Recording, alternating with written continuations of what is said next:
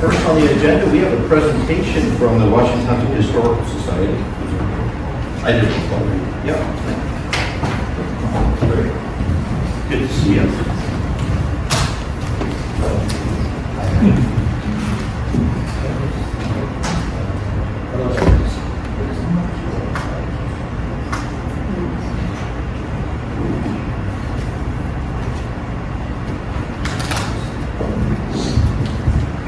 How many of you here are big, bold figures?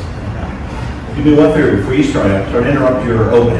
Yep. Just for the record, name, address, and your position.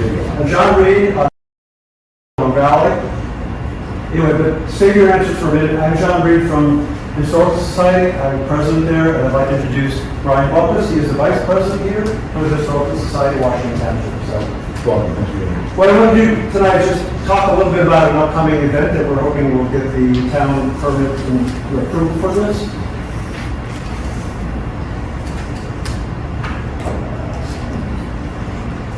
What's the secret to, We're good for a second. it's asking for, to cast. I don't know if you,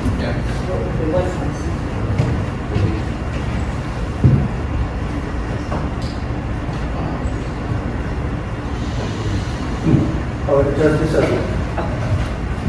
So I asked that question, but if you think about it, 250 years ago, that would be a very important question. How bold do you want to be? So what we're doing is we want to take people back 250 years because this year is the year for the 70th right? So we're going to hold an event with the Washington Township here, and I want to tell you a little bit more about this. So the big question is we're going to have people gather to just and think about 250 years ago. We got this news from Philadelphia. What does it mean for our valley, right? We had maybe 200 or 300 settlers here in the valley at the time. So we want to celebrate this in the old stone church down in Curioni Avenue. And so the big question that we're posing for people and for interested guests are, what does this mean for the town? You know, Philadelphia just made this big announcement, the Declaration of Independence. What does that mean? What is interesting as a side note is 200 years ago, you wouldn't know this, but there were 7 more years of war after 1776. It was a long, drawn-out battle. But nonetheless, you wonder what would have been in the minds of people at this time. You know, this small village, you know, but... So we're going to ask participants to step back. We think we can offer experience for somebody to think about 250 years ago. So we're going to have people that come to our event, sign up, and they'll be asked to be either a farmer, a wife, a widower, family member, soldier, merchant, etc. So I'm going to walk you through some of these scenarios that they might think about as they are assigned to a table. So there might be somebody at the farmer's table that will be asked about these questions about their farming. There obviously will be some people who will have died, whether it's a widow or it's a husband who is doing some initial military mobilization, and so they will have an opinion. Merchants, people, blacksmith, millers, etc., they'll have an opinion. There'll be a concerned citizens table, etc. We'll have church elders who will be there.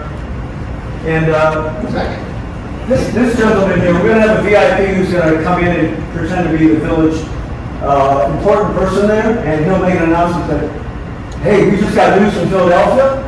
They signed the Declaration of Independence. What the heck does that mean for us? We need to talk about this. We need to take action. He will be representing the crown, right? Sorry? He'll be representing the crown. The crown. We don't know that. That's a question that will have to be answered there. Not possibly dressed in Pierce material. Absolutely dressed in Pierce. Go back to that and change that possibly to absolutely. Might get on the top. Brief timeline. We're going to have people come. We're going to have some musicians. We're going to play some period music. There's going to be a welcome by a host from the Historical Society and the VIP, aka Mr. Mayor Mike. Well, we'll talk about the Philadelphia news. And we'll ask people to gather to talk about what this means. So we'll have people at the table facilitating them, facilitating the discussion, and there's kind of a sequence of events of what will happen. And then we'll have some closing reflections and thoughts, final toast. I will also say that at this event, we want to hold, have appetizers, we want to have local wine, we're talking to a couple of local wine merchants, the sheep farm up here for some cheese, pork farms, et cetera. We've already started to make some headway there to potentially get that. And then there'll be a closing moment that will happen all together. But what we want the table to do is say, does the township publicly stand behind the declaration, knowing the cost? Yes, openly, yes, cautiously, or will we remain silent? So we think that this experience for our guests will be unique. We think it'll be moving. It's a chance to learn about something about history and to put themselves back 250 years and think, oh my gosh, that was pretty some overwhelming stuff. So finally, toast will come up and yeah. In terms of the setup, that was in terms of the town permit. There's some information about how they're going to be. So we'll have that inside the stone church. And the stone church is significant because it was built in about 1744. So it was in existence at this time. And the church was often used to gather people and to make discussions and to make some community decisions. So we think it's perfect that it's going to be here. So this is just a draft flyer because we don't have our town permit and permission yet. I might also mention that we're going to be having a self-guided tour, just as an FYI. We're having a guided tour first to the Morris County Historical Society. Shortly after that, we're going to have self-guided tours. You can take your phone and you can walk to the buildings that were existed 250 years ago. We think this is going to be a nice experience for people. We're going to be able to expand on the future, but we're hoping you all will take advantage of that. And I actually have some handouts to give to you for takeaways. The last thing I wanted to mention is you're open, and we're open to have you come to any of our Monday meetings. We have the schedule here. We talk about topics such as cemetery ground radar project, which is under discussion. We have a museum reports, which has having some problems right now. We use some help with that. Plus, we have highlights every month. We feature something going on in the town. And those are our days. So I don't know if I have the time, but Brian, I will take a couple of questions if anybody has questions. Have you guys spoken to any of the history teachers at Westmore Central? We understand there's no longer a history club. There used to be a history club. Like that, some of those things, they come and go, right? So yeah. Well, there was for a long time ago. Yeah. So we're planning to reach out to them. We're hoping to get some students to help us with this self-guided tour. In the self-guided tour, for example, we're going to have written descriptions, pictures of the different buildings you're going to see, as well as an audio description of that. So if somebody prefers to hear something about the house, we'll have that as well. And we're also planning on make it available in German as well as Spanish. And they also have pretty active drama club. Yes, they do. They do a really Dress nice up job. and play the parts. I'm sure you could get a whole host of kids that would do that. Probably enjoy it. There's a lot more than VIP dressed in period clothes. Thank you, John. Thank you. So, are you going to be putting your permit in? I'm all for this. You have to put a permit in, permit request. Yeah. You start the process on that permit? We have a permit that's been submitted. The one open item is our insurance form from the insurance company is been promised to us. It was sent yesterday, but there's no attachment. So I tried to reach out to her today, and that's coming. So the insurance will get it. Historically speaking, you are way ahead of the curve. We are way ahead of the curve? Way ahead of the curve for people who request event permits. So, Well, that's good news. We want to be able to promote this. Yeah. It's not like we're going to have thousands of people there. We only have room for about 50. So it's kind of a small event, but, it's a busy time in June. There's a lot going on in terms of the celebration, so we're hoping to capture everybody's attention early. I love it. Yeah, Thanks for your work. I love it. Thank you very much. I love it as well, thank you. All right, thanks. Sorry, any comments?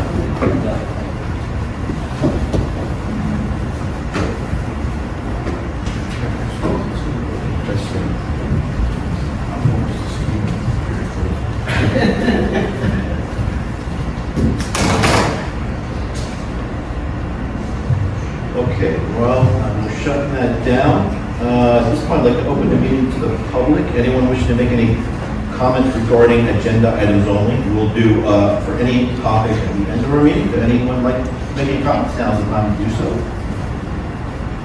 Seeing none, I'll close the meeting to the public. We've got two discussion items. The first item is going to be on our 2026 budget. Charlie, Sure. So the purpose of this discussion right now is for the committee to give them an understanding of where I am with the budget, and so that we can introduce it on Monday evening's meeting. And at that point, once it's introduced, then it is available for the public to review.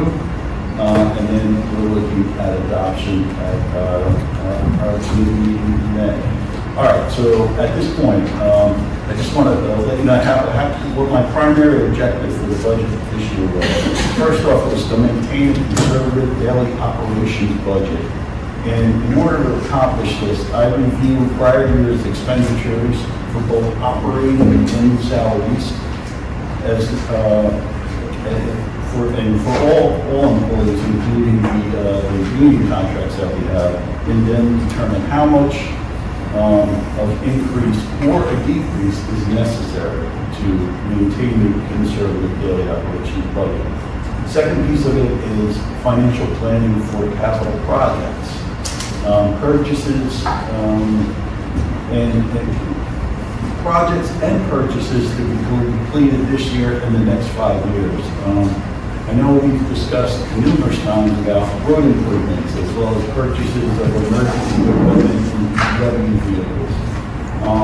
With this, it's going to require debt planning, primarily bonding, in order to fund these projects, and we'll speak a little bit about that in a few minutes.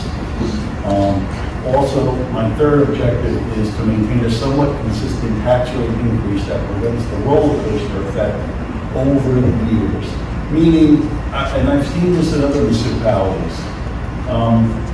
One municipality that I worked in, I believe it was before I was there, 2 years with no local tax rate increase. Great. Third year, all right, we'll have to try to do it again as raised. By the fourth year, I believe they went up to about a 10.5% tax rate increase. That's high. So what I'm trying to do is try to keep it flat, and maintain a flat instead of the ups and downs, to try to maintain a flat tax rate increase. All right. So what I'm looking at this year is a tax rate increase that will, and I like looking at, just to let you know, I like looking at this in a dollar perspective, because once you talk about like the tax rate of 0.503, well, what does that mean? Taxpayers, myself included, I'd like to talk about dollars. What does that mean? How much more will I be paying? All right, at this point, I'm looking at a local tax increase of 100, and when I say local tax increase, the average average assessed household is $440,592 this year. It's a little bit more than last year, which was $439. So an average assessed household is valued at $440,592. With that, the local increase for an average household will be, is currently, what I have is $118 for the year, which is about $9.85 per month. All right, so that's where I am right now.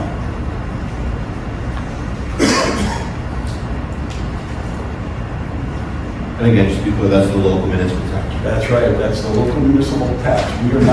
We have no control over the school, we have no control over the county, both the local school and the regional school. So I can't control that. All I can control is our local taxes. All right, a little bit about the budget and about the appropriations. This year's appropriations increase total is $760,000. All right, which is 3.6% increase over last year. I want to give you what the major increases were. Insurance, all right, and primarily it's group health insurance. It increased by $384,000. Now, last year when we were right about the same time, we were talking about the idea of coming off the state health benefits plan. And I found an article today, I think, Denean, we got this from NewJersey.com, NJ.com. I found an article today written, or where Aaron Binder, our New Jersey State Treasurer, who manages the state health benefits program, said that these huge increases are threatening the fiscal health of all levels of government. Something must be done urgently. A senator from one of the northern regions of New Jersey stated, only the bad swimmers, unfortunately, are left in the pool. The good swimmers got out when the water got a little rough, and he got out last year. So the timing was really good.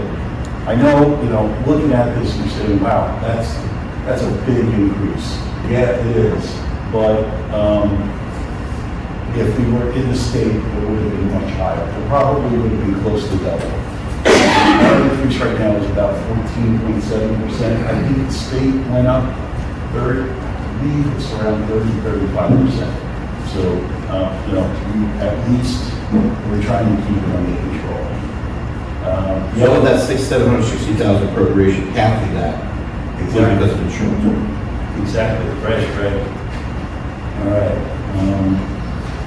Next piece is retirement.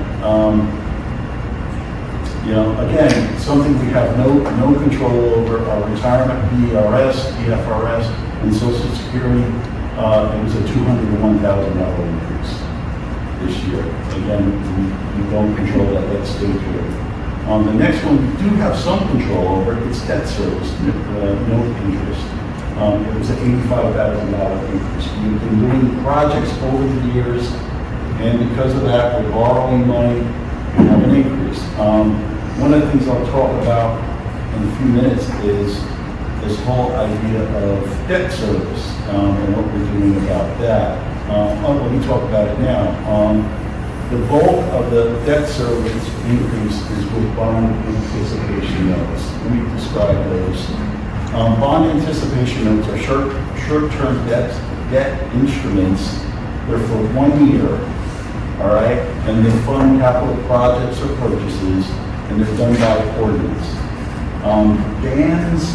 Bond anticipation notes can be refunded on a yearly basis for a total of 10 years.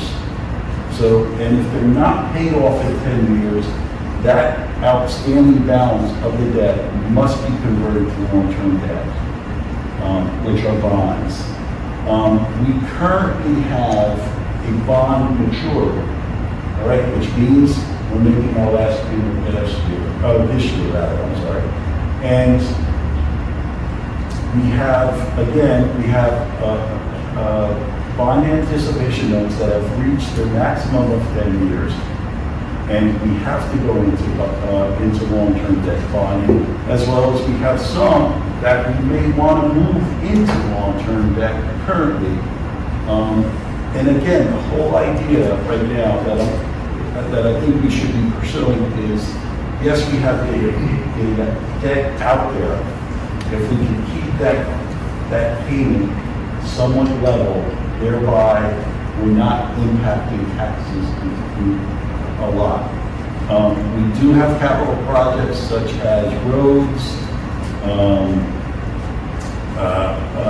purchases for emergency equipment, vehicles for DPW, and so on, which you'll see in my notes here. We have road improvements, more with the states. This year we're fixing Devon and Dorset culvert. So the idea is while we're in there, and we've torn up the culverts in that area because they were collapsing, we've got to repair the pavement around those. Well, while we're there, there's cost savings in doing the area that neighborhood and paving that. So for that, we'll have to bond for it, as well as when you bond, you have to have a 5% down payment. That'll come out of our capital improvement fund, we have to fund that. The next one is Pleasant Grove Road.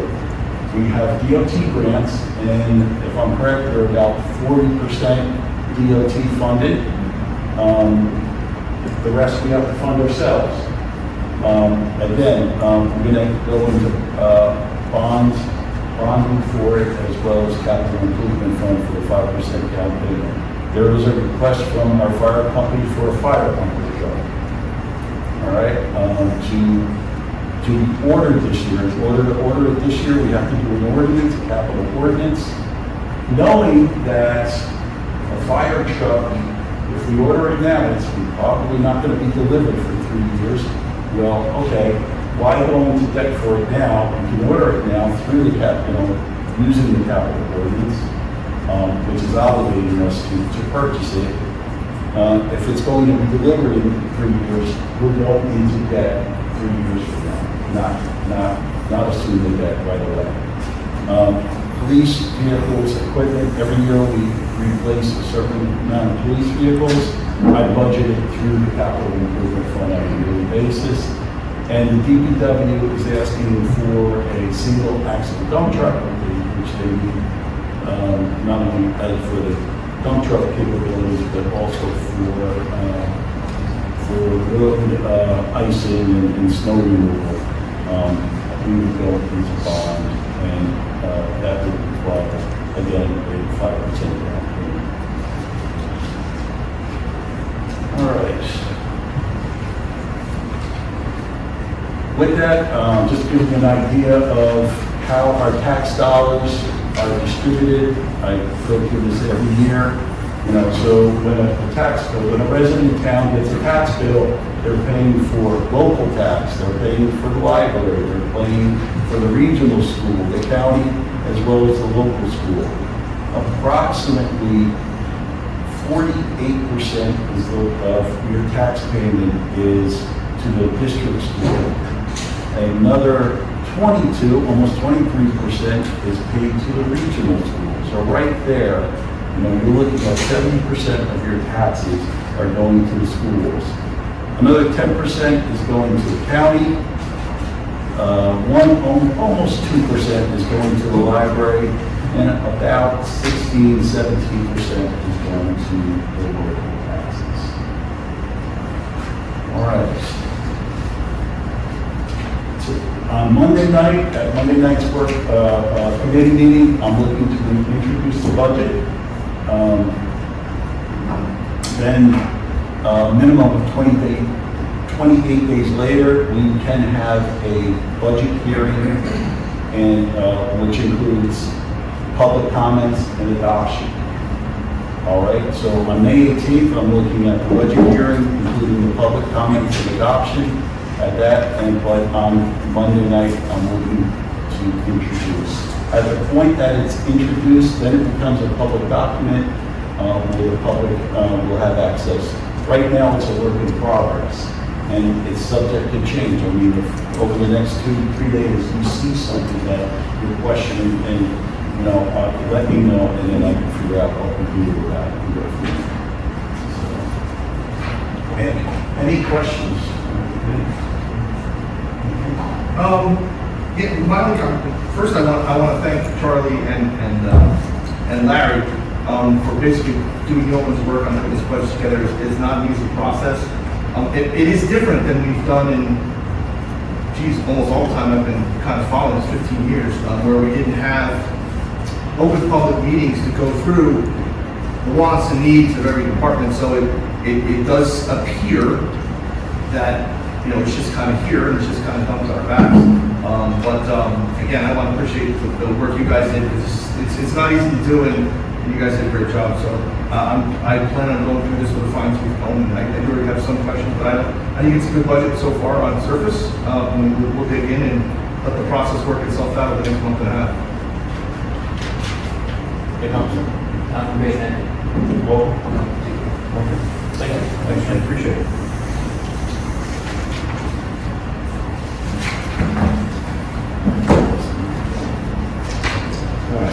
one is the 100 Area Energy Cooperative Aggregation Program. Sure. So Washington Township has been involved, or part of, I should say, the 100 Area Energy Cooperative. I'll tell you that it's a energy aggregation program which strives to save the residents of the municipality money on their electric bill. And the way they do that is the energy co-op goes out and bids for electrical prices, okay? If they can get a bid that is lower than JCP&L, they offer it to the residents of the municipality. Now, first of all, how much money are we talking? Not a ton, a few dollars a month, maybe $5, $3 a month, lower than what JCP&L is offering, or not offering, but stating that's how much you're going to pay. So, if you save a few dollars every year, $30, $40, $50, all right, it is a savings. It's no cost to the resident, it's no cost to the municipal government. If the rate for some reason goes higher than the JCP&L rate during that time, the rate automatically defaults to the JCP&L. It doesn't go any higher than the JCP&L. So what's happening in November is the 100 Area Energy Co-op is going out to bid. And what we're being asked by the facilitators of this Concord Energy is, are we still interested in being part of that co-op? My own personal is, why not? What's the worst that can happen? The residents are going to be paying the JCP&L rate. What's the best? There are some savings. That's basically it. We've been doing it for quite a while. What does the opt-in look like for, if it is more advantageous? Oh, okay, so if the municipality decides that they want to be a part of it, all the residents are opting in automatically, all right? If a resident says, no, I don't want to be a part of this, a phone call. And that information is supplied to the resident to make that phone call. There's one exception, and that is if someone has opted out, they cannot just opt out for that cycle, they can opt out forever. That's a good point. And there have been many people who have opted out forever. And then when the letters go out and they don't get one, they immediately go to social media and say it's something or conspiracy. But I think it's because the opt-out you can also do online, which from what I remember is very simple. And but you can opt out forever. And I don't know what the number is, but there were, a few hundred people in the municipality that had done. So it doesn't matter what we do, they're not going to have that option to save that money. Exactly. And if they wanted to opt in, they could call and opt back in. That's no problem. And I think that's due to, just for clarification purposes, that is a state law. That has nothing to do with municipal law. That's not the power company. That's not the cooperative's plan to get more customers secretly when you're not looking. When the state passed the law to allow aggregators, they put in there that everyone has to log in. Otherwise, I know when we first did it, we would have said, no, let people log in if they want to. But the state law, that's the big decision. Exactly. Now, also to be clear, right, this is different than a third party going door to door trying to sell their own company. This is like a state program, right? That's different than, again, just a salesperson going in trying to sell energy. Absolutely.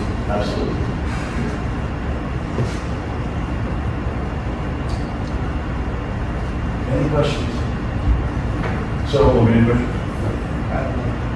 No. All right, so with that, in order to stay in the energy co-op, by Friday, the mayor is going to, I believe it's me, I can sign off. So I'm hearing that we're okay with staying in the co-op. We've been in for quite a number of years, and we're okay with still staying. Yeah, let's put another notice out. I could put another narrative online, just to explain it again. Sure, That's what I want to sure. understand. What I can tell you is last year, and I believe it was last year, or maybe it was 2 years ago, there were a lot of questions. We did have a public meeting. We did, and right, and there were relatively low attendance, but if we have a public meeting and we get it up on YouTube, thanks to the transparency team, and we can put it on our page, maybe more people see it. Unfortunately, there is a lot of misconceptions and concerns and fears that are, I think, justified, but I think it's just because of lack of information. So even if we have one or two, one in the middle of the day and one after hours, which I think is what is the best way to do it, we get a chance of getting more people. And if no one attends and no one watches, I can leave them in water. But I mean, I do think that we should take them up on that option if they offer, because it is scary when you have no idea what's going on, and suddenly you get a letter that says, congratulations, we changed your energy provider, and they don't know why. Right. And, And what's interesting is the billing, the monthly billing that a resident gets right now is not changing. The only thing that is changing is underneath how much they pay, it will state how much it would have cost if JCP&L. I believe that's the way it's still working. And what's the term? How many months? I believe it's a 2-year term. I believe. Let's see here.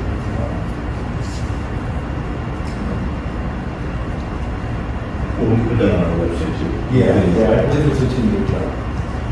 And they're going out to, in November 2026, they're going out to bid.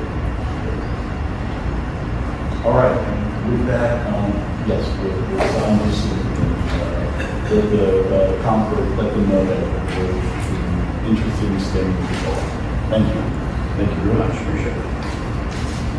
All right, we have a resolution R70-26, an appointment for Renee, person's first name, for Greg. Can I have a motion? Make that motion there. Can I have a second? I'll second. Motion. Thank you. Motion by Mr. Murello, second by Mr. Curioni, roll call please. Vice Mayor Murello. Aye. Committeeman Curioni. Aye. Committeeman Bajek. Aye. Mayor Marino. Thank you. We have a resolution R71-26 authorizing the petition to the Director of Local Government Services to allow the late introduction of the 2026 municipal budget. Can I have a motion? please? I'll make that motion there. Second. I'll second that motion. Motion by Mr. Morello, second by Mr. Curioni. Roll call, please. Vice Mayor Murello. Aye. Committeeman Curioni. Aye. Committeeman Bajek. Aye. Mayor Marino. Aye. Thank you.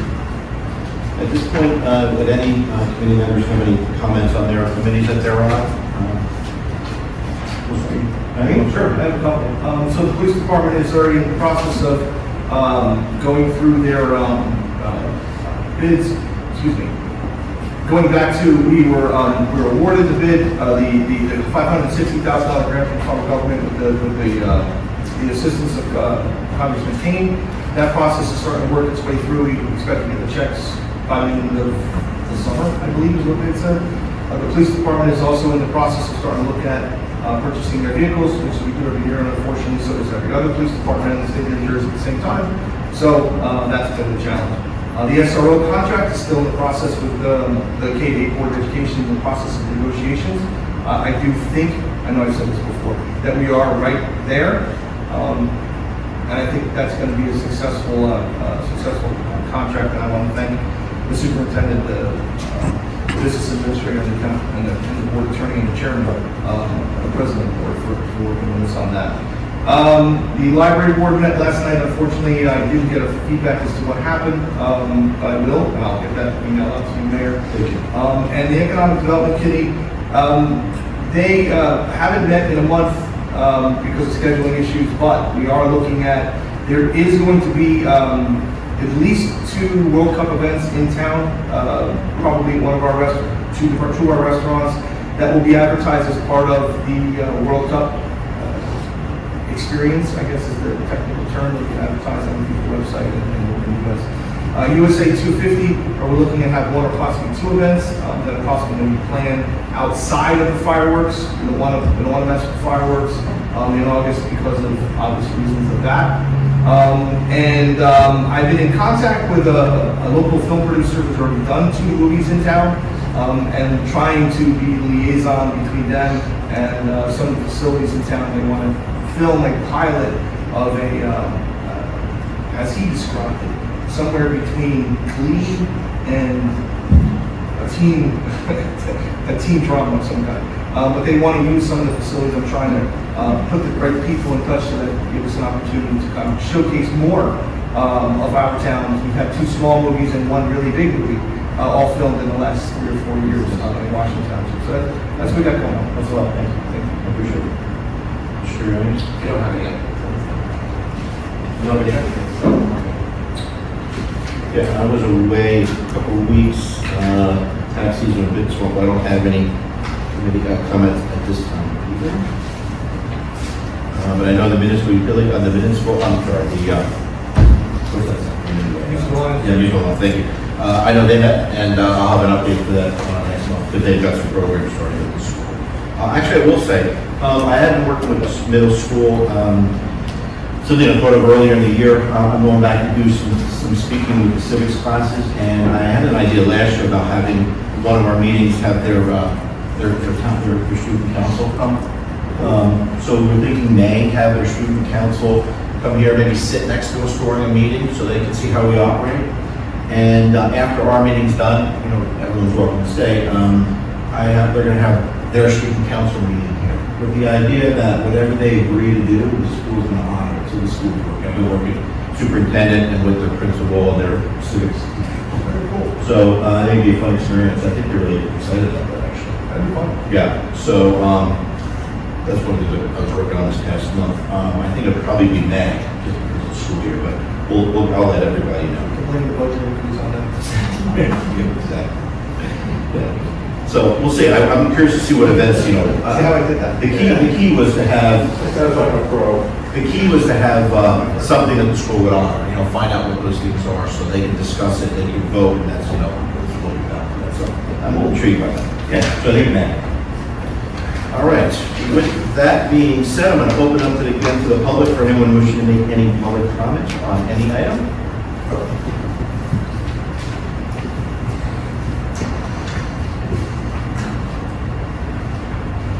Had the honor of Good evening, Sean. Good evening. Regarding energy aggregation, could the committee or could the township provide some guidance as to whether or not that is, that rules out any benefit for alternative suppliers?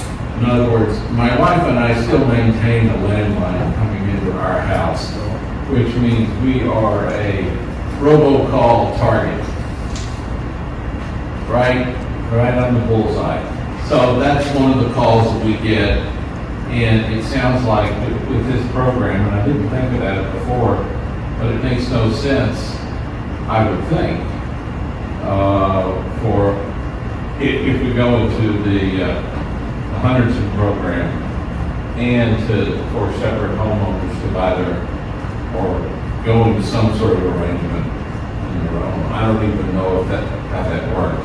And I believe you cannot do that. They will not allow you to do that, because then you're going outside of KCP&L, and they only work with those who are, you know, getting provided by KCP&L. If that could be, and Dawn may have some concerns about how much guidance you give individual in the town over a purchasing arrangement like that. But anyway, just stating guidance on that point would be helpful, because of course, I don't know how many calls we did a day. It's certainly over 20. I think the only guidance you can get is what the aggregation, the HVAC will permit. That's the only guidance I think. They can't give you advice as to. Charlie, do you know whether they address that in their guidance? Mr. Gunn, are you asking, did you say alternative energy? We get, Third-party providers. Oh, third party. yeah, yeah. You know, it's the same as the calls with, you know, the Medicare Advantage program, the burial expenses. Loans, I don't get that much. Anyway, it does get to be confusing and among the, well, you know the situation, I don't need to. We'll try to be clear, I think, to explain that this is separate than these third parties trying to sell you individually, where you're in contract with them, this is completely separate. We'll just try to make sure that we're clear And, on that. but, and I don't know if you can say this also, the township is not able to stop those calls if they can't apply to residency. Yeah, that would be worth a tax increase. How about you? I would give up paying for some roads if we could find a way to do that. I have called the do not call list, I know at least 5 times. I've tried to stop on Thank you anyway. Well, I got your point. I appreciate that. Thank you.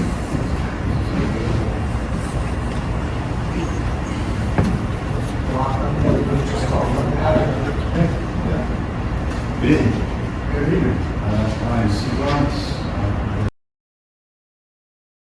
Hold on, did you get that? I'm sorry, I got Steve Lawrence, but I didn't get your address.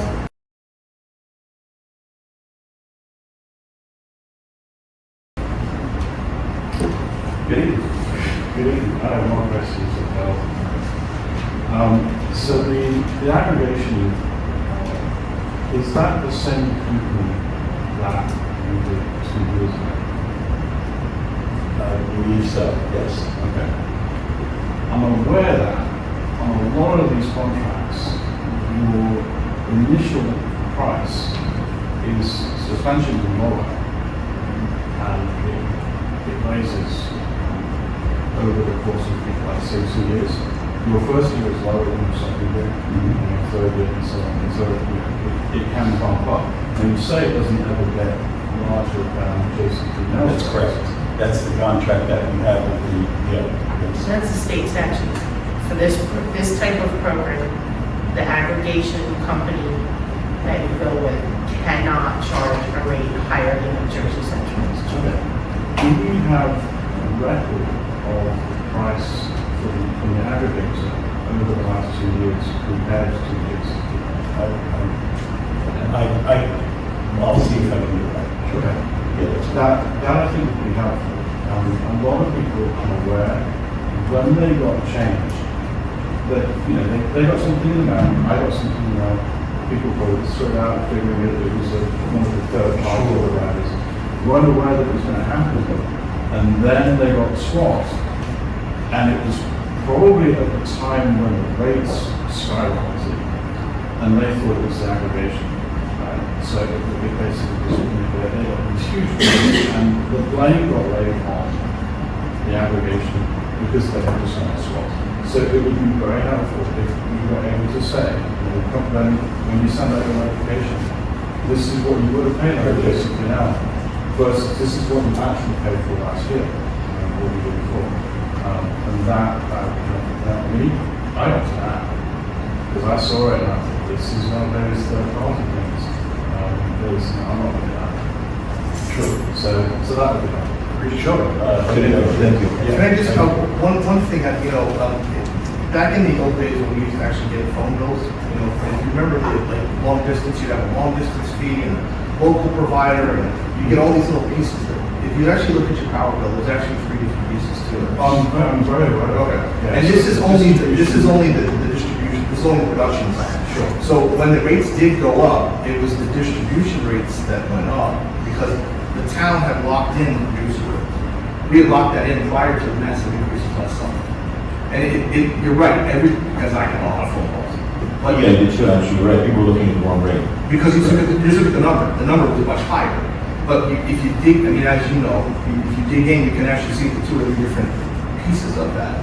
This is only one piece of that, and it's not even the biggest piece. The biggest piece is distribution, which is still JCP. They still deliver the power, it's their lines, it's their copper pulling. This is just the production side. I'm going to tax that, and so the distribution is always the lower tax. It's the actual generation. Generation is 15 cents a kilowatt hour, the distribution is 2. So, That's what's getting locked in, not the other side. yeah, the generation is sure. All right. Good, thank you. Anyone else from the public wishing to speak? Seeing none, I'll close the meeting to the public. At this point, we have, we're going to executive session. We have resolution R72-26 to go into executive session, to discuss attorney-client privilege, contract matters, and litigation. Can I have a motion, please? I'll make that motion. Second motion. Thank you. Motion by Mr. Murello, second by Mr. Curioni. Roll call, please. Vice Mayor Murello. Aye. Committeeman Curioni. Aye. Committeeman Bajek. Aye. Marino. Aye. Thank you very much. Have a good evening, everyone. No action, thank you. Thank you, everyone. Appreciate that. Have a wonderful day.